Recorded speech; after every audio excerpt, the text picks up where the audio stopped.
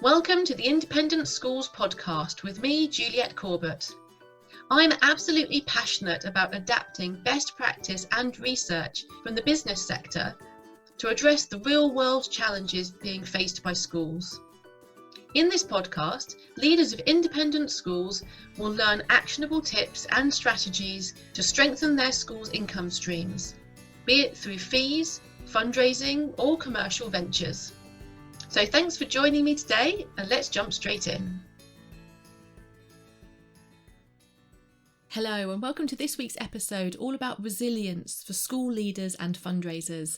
And this week we're in excellent hands. We're joined by Jo Beckett, who's been the CEO of IDPE since 2009. Now, for those of you who don't know, IDPE is the Institute of Development Professionals in Education. So it's a membership organisation for fundraisers in independent and state schools, and it's the leading membership organisation for schools fundraising here in the UK.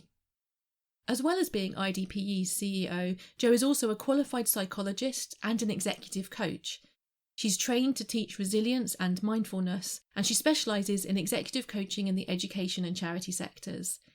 She's got over 25 years of experience in senior leadership and business development, so she really understands the stresses and strains of leading an organisation through challenging times. Now, I don't know about you, but I've been hearing a lot about resilience in these last few months. And during this episode, we share some top tips for building your personal resilience through this COVID-19 pandemic. So this isn't an academic discussion, it's going to give you some really solid takeaways which you can use to build your personal resilience. We also explore the connection between personal resilience and strategic thinking. And we've reflected a number of times on this podcast already about the importance of strategic thinking and the ability to think innovatively and creatively during these times of rapid change. So it's really interesting what Jo will share with us about how building our personal resilience isn't just about feeling more confident and feeling better about our job, but genuinely impacts on our performance. And at the moment, in particular, strategic thinking is a critical part of that performance. Okay, so that's enough from me, and let's dive straight into the episode. So I'm delighted to be joined today by Jo Beckett, and we're going to be talking about personal resilience and the role of resilience in how independent school leaders are responding to the COVID crisis that we're in at the moment. So welcome to the Independent School Podcast, Jo. Thank you, Julia. I'm delighted to be here. Thank you. So I'm sure there are hundreds of definitions out there, but what do you think we mean when we talk about resilience? Resilience is a broad area and a broad topic, and there are many different definitions of resilience. But I'm going to start by just sharing one. I did a teaching course to teach resilience skills, and it was with the University of Pennsylvania. And the program was based on Martin Seligman, the very well-known American psychologist who did a lot of work in positive psychology. He's probably best known for his work in positive psychology and well-being. Mm-hmm. And the definition that the University of Pennsylvania give on resilience is that it's a set of characteristics, abilities and resources that enable achievement of positive outcomes despite exposure to significant threat or adversity. So you can see why that's so important in the current climate in terms of building our resilience. So you can take from that definition that if you have high levels of resilience, then you're more likely to be able to flex and adapt and surf this wave of, extreme uncertainty and challenge rather than get engulfed by the wave. And I think the first thing that's really important to say is people aren't born resilient. Yes. And that it's not something that's in your DNA. It's something that we learn. And everyone has different sort of bandwidths in terms of their ability to deal and manage with, uncertainty and change. And so everyone, in the current climate, you could take, 100 head teachers or 100 directors of development, and they'd each give you different ratings in terms of how well they thought they were adapting. Some people who have high levels of resilience are going to be thriving in this situation. It's given them a renewed energy. They're working in a new context. It's making them think more strategically and forward thinking, and they're actually going to be loving it. Whereas other people will literally have been paralyzed and sort of like in overwhelm by the degree of change and pressure and uncertainty. Yeah, absolutely. So it's not something static that we should be thinking about. It's something that evolves through our lifetime. But is it also something which we can feel changes by day to day or by the type of challenge which we're facing? Yes, I mean, I think this sort of brings me on to performance. And we've all had days when we feel absolutely amazing. We feel top of our game. We're absolutely the best that we can be. We could be giving a presentation, we could be in a meeting with a key stakeholder or, with staff. And we just know that we're as good as we can be. And then we all have days where we finish the day and we go, oh my goodness, I wish I'd done that differently. I wish I'd had a different conversation. I messed that up. And you feel completely differently about your day, even though you're in the same role, even in the same organization. And what I will say is that performance and feeling and being our best is really the end goal of the executive coaching that I do. So as a leader, I've experienced both the highs and lows of being a leader and leading various different types of organizations, commercial organizations, charities, through extremely challenging times. And so I've experienced, both spectrums. And for me, executive coaching has been I say a lifeline, that sounds a bit overdramatic, but it's been a mechanism to support me and also enable me to develop as a leader. Yeah. And really sort of find ways to self-manage when the going gets tough. Absolutely. I mean, I've used executive coaching in a couple of different stages in my career, and it's been really interesting to reflect on that recently and to see that it has changed the way I felt. I felt much more confident and much more capable, but it's had a direct impact on the outcomes of how I'm doing at work as well. So the actual performance outcomes have been directly linked to boosting in confidence or in capability in some way, and that is directly as a result in various different stages of my career as a result of the executive coaching that I've used. So I've experienced myself how beneficial that can be.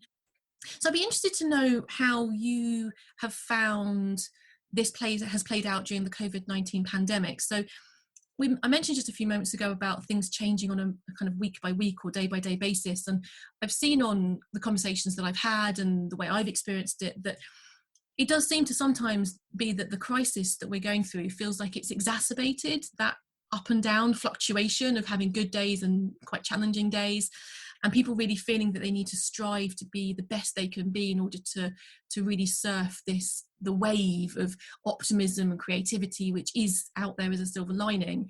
And that puts additional stress on all of us, I think. What have you been seeing from independent school leaders in the coaching that you've been doing with regards to how this crisis has affected our resilience or our performance? Well, I think it's probably fair to go back to my previous point that everyone's got a different bandwidth, and equally, everyone is in their own unique set of circumstances during this pandemic. There is not one person I've spoken to who has exactly the same circumstances. But what I do know is that some of the big challenges are actually expectations being higher, pressures being more, because there's a threat to business, there's a threat to income, and there's also less resource. And we're juggling things like, homeschooling, working from home, internet, not working. And then we've got, people who've been furloughed and, everything has changed literally overnight for them. So there's a real ream of challenges, but particularly I think from a leadership perspective, my own perspective, and talking to some head teachers, it's been a prolonged period of almost crisis management. Yes. And prolonged periods where you've got your foot on the accelerator on overdrive means that you're going to deplete your fuel reserves. And so even the most robust, resilient, experienced leader will be feeling low on fuel just because of the prolonged time that's been in place. And so the challenges have been really sort of quite varied and marked, and affecting different people in different ways. But if we just take a step back to Maslow's theory, hierarchy of needs. Yes. And we look at those very basic needs, and we look at, the higher end need of self-actualization.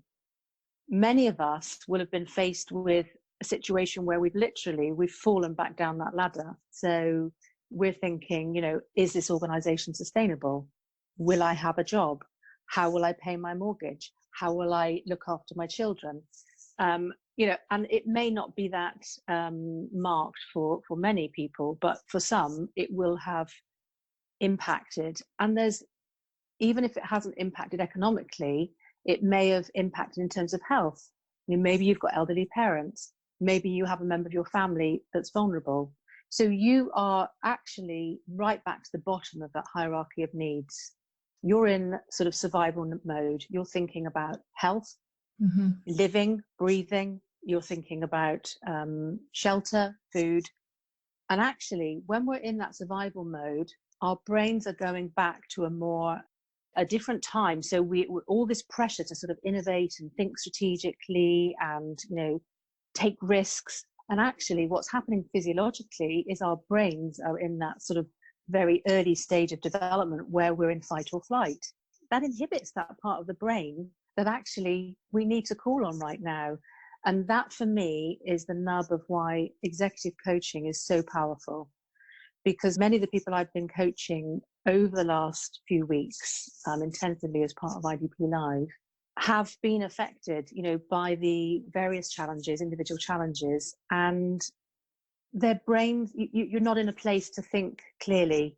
You can't think strategically. You can't prioritize as well as you could do if you weren't in fight or flight or under so much pressure. Yes. And so what this executive coaching has given individuals is the space to be listened to, the space to sort of reflect, the space to be challenged and to pick through, what is getting in the way, to do visionary work as well. So to tap into parts of the brain where you're not inhibited by your emotions, and to tap into parts of the brain where you can think ahead, you can imagine future scenarios, where you can imagine that innovation. And really by flipping it and going to that imaginary brain, you then can pull out some of the things that are blocking your progress and coming in the way. And then it's a question of putting in steps to get closer to that visionary goal or realizing that project or whatever it is. So it's sort of a process, and it's very much based on neuroscience and physiology. So interesting. I remember thinking back now to the early stages of the crisis, and it just felt like everybody was going through simultaneously a sort of a brain fog shock reaction. And I wonder now whether that's because even those people who were feeling quite confident in their job and their institution and their organisation, a certain amount of mental bandwidth was just taken up with, how am I going to get food? How am I going to get toilet paper? How am I going to get hand sanitizer? Simple things which we just take completely for granted were suddenly front and centre of making sure that we were providing for our families and looking after them and staying safe. And then I noticed as we went through the first kind of 6 weeks, some people started to come through that stage and start to be wanting to think more strategically, but then the coming out of that stage has been very much staggered. So we all went into it in a quite a similar time, but different people have come out of it in a different, people have been through different phases depending on their personal circumstances and how much of that baseline Maslow's hierarchy of needs they're still having to underpin and to strengthen, depending on to what extent their health is at risk, their family is at risk, and so on, and their job as well. Yes, it's definitely a spectrum, I think, a spectrum of contrast, actually, from, where you get early adopters when something changes or something new comes out, and you've got the early adopters, you've got the trailblazers that are in a position to think strategically, think dynamically, and react quickly. And some commercial businesses are really good examples of that, aren't they? There are numbers of businesses that have literally sort of flipped their business model overnight. But in schools and education, it's a very different culture. Yes. And it's not, even if you are the most dynamic leader and able to think strategically and be willing to take risk, it doesn't mean to say that your governing body will be. No, or indeed your staff. Exactly. I think part of leadership is bringing people with you, and so even if you feel completely comfortable, confident, you thrive in change, you're the kind of person for which this is actually quite an exciting time. Recognizing as a leader that there will be people in your team or in your school who are not in that position, at least not at the moment, to feel that optimism is a really important part of being an empathetic leader. And actually, that's a really good, I wanted to make a really important point. because we're talking about performance here and feeling and being our best. And resilience is sort of like the cog in this. But resilience and emotional intelligence are intrinsically linked. And we've talked about, people being in different places, emotionally and economically. And what I will say is that the degree of emotional intelligence a leader possesses is a more accurate reflector or indicator of future success than IQ. So Yes. emotional intelligence is such a key competency for any leader right now. And if I just take 3 elements of emotional intelligence, so self-awareness is one. So that's awareness of self, being able to regulate your emotions despite adversity and pressure, and being able to balance yourself, but it's also awareness of other. And it's not just awareness of other in terms of working with different individuals, it's also awareness of different cultures and ways of doing things as well. And then you've got self-efficacy, which is really knowing yourself. So knowing your strengths, knowing your areas to work on, and also understanding yourself well enough that you know what you struggle with in times of uncertainty, in times of pressure, and what resources and tools you can pull down, you can download to actually help you. So that self-efficacy is the second one. And then the third one that I tend to focus on most in the coaching is actually accurate, optimistic, and flexible thinking. And emotional intelligence, all of these characteristics sort of fit into performance. So if you take ourselves, that first part, which is self-awareness, self-regulation, be it learning how to manage ourselves. None of us have been in this situation before. And so we're all learning. We've had adversity before, we've had uncertainty, but nothing like this. And I think that the key message is that overwhelm is optional. I've seen and spoken to so many people who are completely paralyzed by the sense of overwhelm that they have. It is optional.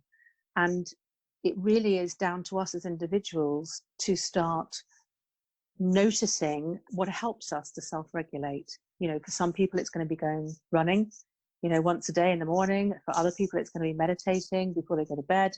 But for all of us, it is actually about allowing ourselves time to reflect and notice how we're feeling and what makes us feel calmer, better, more energized, all those positive things. There's another part to managing yourself within performance as well at times like this, and that's self-talk. Now, we've all got, doesn't matter how successful we are, we've all got those inner voices, those inner critics, that self-talk. And actually, that's the thing that is most prevalent, that is coming through when I talk to people at the moment. Oh, that's interesting. Okay. These are things called thinking traps, sometimes thinking errors. And what they do is at times like this, we need to be open to the possibilities. We need to be open to the opportunities. But our thinking traps can mean that we're much more narrow focused, much more blinkered, and we're going to miss those opportunities to innovate. So an example of a thinking trap would be jumping to conclusions, making assumptions. So for example, the world's in pandemic, so many people are unemployed, no one's going to have any money to give to a bursary campaign. Yeah, absolutely. Completely false assumption. Yeah, so there's no point in us launching a hardship fund because no one's going to give. Yeah. It's those things which they are traps, because you can see that there is some logic in there. It's not just an immediate rejection of hard work or rejection of change or anything like that. There is a logical flow of argument. It's just that it's an untested assumption that is masquerading as a logical flow of argument. And so it's having the ability to notice those and to work out how you're going to test that assumption, either by talking to peers and others in the sector and check if everyone's feeling the same way, but even then you can get this group think, or just by trial and error and trying things out and seeing what happens and getting actual feedback from the real world rather than just being in a thinking trap. Yeah, and I think there's various different techniques and practices and tools that can be used at times like this to support the process of risk-taking, decision-making. A couple of tools we were talking about last week were the Oracle questions. So this is a sort of questioning mechanism that enables you to see different future scenarios and actually work back again, it's tapping into that strategic visionary thinking.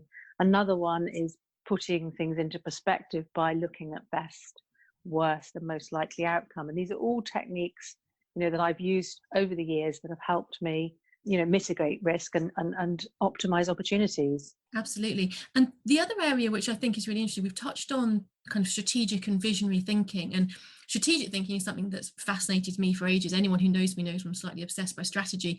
But strategic thinking is one of these things where, like resilience, it has so many definitions it can feel a bit fuzzy.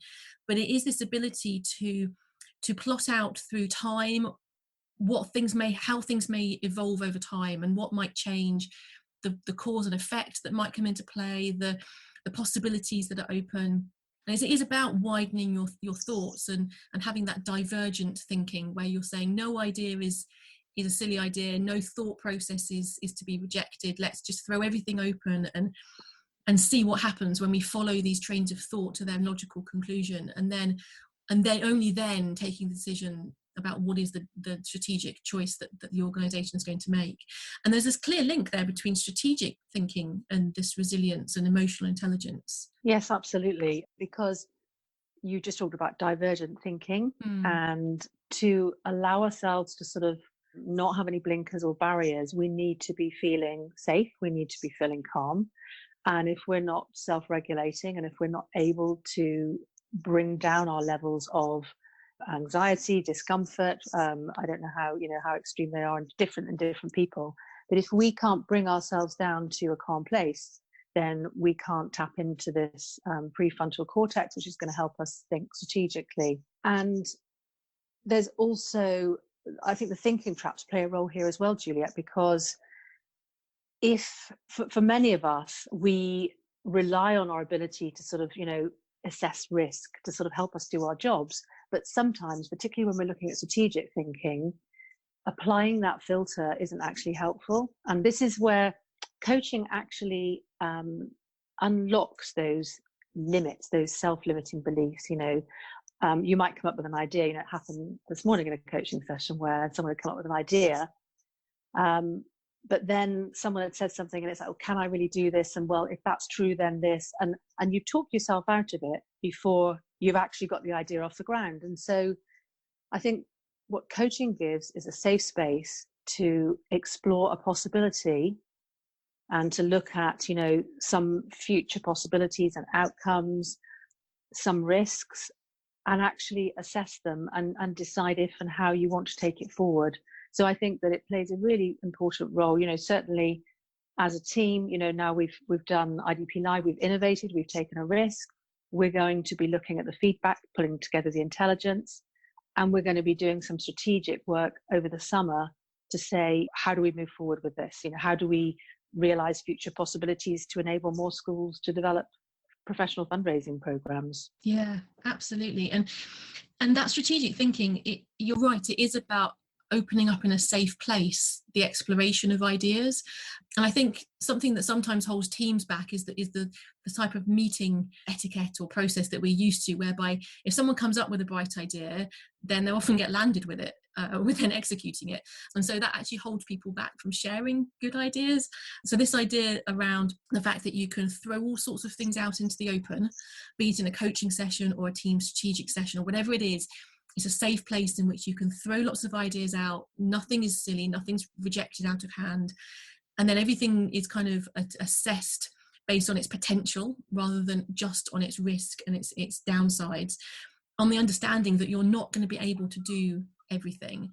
And so you then have the strategic part, which is the deciding which of these ideas are we going to pursue, which actually help us to move a step closer to our vision. And strategy is about saying no as much as it's about saying yes. And so I think coaching is a similar safe place in which you can explore possibilities. The limiting factors and the risks are an important element to that, but it's also about opening up that positive mindset and that growth mindset as well. Yes, it is. And that comes into the third, one of the third components of emotional intelligence. It's around optimistic thinking. And, as human beings, particularly at times of threat, which we're going through now, we tend to look for more threat. We tend to err on the side of caution. We tend to become more glass half empty. And so it's really an opportunity to reflect and start to look at what we've done well so far, what's going well, and what if we couldn't fail, could we do? And it's trying to just strip away that natural human tendency to limit the threats and the risk. Yeah, I love that question in one of your articles. If you knew you couldn't fail, what else would you like to introduce? This concept of just ignore the risks for the moment, assume you can't fail. What are the options out there? What are the opportunities for you? It's a great mindset and great question to be asking a team. So in order to make this really practical for people who are listening, I'd love to hear if you have any top tips that you would give a leader within an independent school who feels that they want to do something actively, proactively to boost their levels of resilience. Do you have top tips to offer people? My first top tip would be self before other.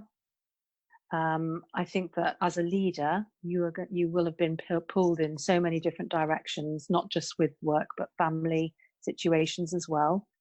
And we are human at the end of the day. And unless we look after ourselves, we will not be able to lead. We will not be able to look after family. And so I think it's noticing what is depleting you, what is affecting you in a negative way, and what actually makes you feel more energized, upbeat, relaxed, calm, whatever it is. And being absolutely militant in terms of building those things into your day on a consistent basis. Because to lead, you have to be aware of others. You have to be mindful of other situations, managing difference, managing other people who are going to be emotional. You have to think long term. You have to think strategically, and you won't be able to do that if you're not looking after yourself and balancing your own needs. So that's my first tip. I think the second tip would be, now is probably the best time ever to ask, whenever someone pushes back, to ask why not. We haven't done it that way before, so almost challenge assumptions. We may have always done it this way, but what if we tried it a different way? What's the worst thing that can happen if we tried it this way? What's the best thing that can happen? It's that sort of getting it in perspective again, challenging the way that we and I have always done things, and being willing to step out of your comfort zone, your safe zone, and experience risk and potential failure, which is difficult for most of us. Most of us tend to fear failure in some degree or another, and be willing to challenge and test and try. But the most important thing, and this is my third tip, yes, is reflection. So reflect on not just yourself in terms of, each day, how you're feeling, what's gone well each week, but with your team, and also on your projects and your activities. Really reflect and to find out what you've learned from it. What didn't work, what took a lot of resource, or cost more than you thought it was going to be, or didn't get the attendance, or didn't get the response that you'd hoped for, and learn, because it's going to be through courage, strategic thinking, innovation, and data and intelligence, and a combination of the two, that's actually going to enable us to adapt and evolve our organizations through this.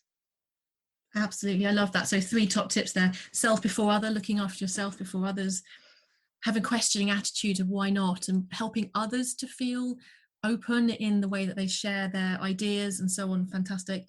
And then thirdly, having the time to reflect both on yourself and your team's activities. Absolutely brilliant. I have to be honest, I'll share with you, number 1 is the one that I struggle with. Oh my goodness, the whole idea of looking after yourself before others is something that I've really haven't got sorted. And one of those is about having strategies for building in time for things like reflection and self-care and strategic thinking and so on. Do you have any practical tips on how to find the time for this? I feel like that's one of the barriers that people often come up against. Juliet, it's something we all struggle with, and it's something that comes up in every coaching session that I have, and it's something I struggle with as well. So it's not just me then, that's good. I think no, not at all. I think the world and the workplace is going at such a fast pace, and there is so many demands and interruptions coming at us from so many different channels. This really is a question of, do you want to be the driver of the car, or do you want other people to be jumping in and out of the driver's seat and driving the car and you don't know where you're going. It's that sort of taking back control, and it's about ring fencing and protecting, and it's about your self-discipline and commitment to doing that. And it is very hard, and it's a practice. It's not something that it's going to happen overnight. It's all part of sort of knowing yourself. It's knowing what works for you and making a commitment, as I said, and ring fencing. If you have your emails open every hour of the day, they are going to distract you. Only you have that power to make a choice that if you have a 15-minute break and you go for a walk, that you don't take your phone with you. In fact, you might turn it off. Only you have that power and choice to turn your emails off at 9 o'clock at night, so that you actually have some segue downtime before you go to sleep, so you have a restful deep sleep, so that you're more empowered the next day. And it's all about choice. And the other thing it's about is about focus. So again, this comes back to taking time to reflect. So at the end of the day, what have I achieved today, and what do I need to do tomorrow? And then just stripping it back to the bare priorities. Because if we focus on too many things and then we load that up with lots of interruptions and distractions, we really are not as effective as we could be. And so it's about ring fencing time, but also focusing on one thing at a time. And probably, this is a practice I try and do myself. I will say, what 3 things, and no more than 3 things, do I absolutely need to get done today? Because if I don't, there's going to be a major disaster. And if I get anything else done, that's great. I get I pat myself an extra time on the back. But it is about, it's false economy to think that you can do lots of things, in a short space of time. You're putting yourself under pressure. You won't be performing at your best. You're the driver of the car. And would you be listening to the radio, on the phone, doing a Zoom call while you're driving the car? No. So true. Yes. No, that's really good advice. And a lot of the people that I work with, I help them to focus on the things that are actually going to make a difference for their fundraising in particular, or their strategy as a whole school. And it is about focus. Strategic focus is an absolutely key part of this, I think. So I guess it's making resilience part of your core strategy, your personal strategy, and then making it important. And those proactive activities, so often with fundraisers, it's things like making major gifts calls and things. So the proactive activity that we know has to happen, but always just gets pushed down the to-do list. If we can put looking after ourselves on that list of important proactive activities, then we can ring fence time for it and really focus on it. Yeah, that makes a lot of sense. And it comes back to feeling and being your best, because when you feel your best, then you can do more. And it all sort of like, and to feel your best, you need to look after yourself. Yeah, absolutely. So how can people get in touch with you if they want to talk to you about the executive coaching or the further work that IDPE does? What's the best way people can get in touch? You can contact me confidentially by email at confidential@idpe.org.uk, or you can give me a call on 0777 5861 564. And one of the things IDP is going to be looking to do moving forwards is to incorporate executive coaching as part of the membership offering. So we will have more information about that in the autumn term. Fantastic. Thank you very much, Jo. And I'll put into the episode notes those email address and contact details, and also some of the other articles that you've written for IDP about resilience, because they're really interesting, full of top tips and really useful reading for people wanting to get some more information on this topic. So thank you so much for joining us today, Jo. A couple of quotes to leave with. I love the idea that overwhelm is optional. A lot of us don't question that. It's a part of our modern life, but taking the tips that you've shared with us today can really make sure that it is optional and that we don't have to face that overwhelm every day. And putting ourselves in the driving seat. We're the ones that are driving our career, our lives. We're the ones that can make those choices about what to prioritize and what to make time for. As hard as it sounds, and I know from personal experience that it's not as easy as all that, the more that we can be intentional and consciously prioritizing this activity, the better we're going to be seeing our performance coming out of this crisis. So thank you so much, Jo, for joining us today. Really appreciate your time. Thanks very much. Thank you, Juliet. Thank you. It's been a pleasure. So that's it for now, and thanks for listening. Don't forget that you can subscribe to the Independent School Podcast to hear our next episode, or sign up for my regular newsletter at www.consultjuliet.co.uk/sign up. Great, see you next time.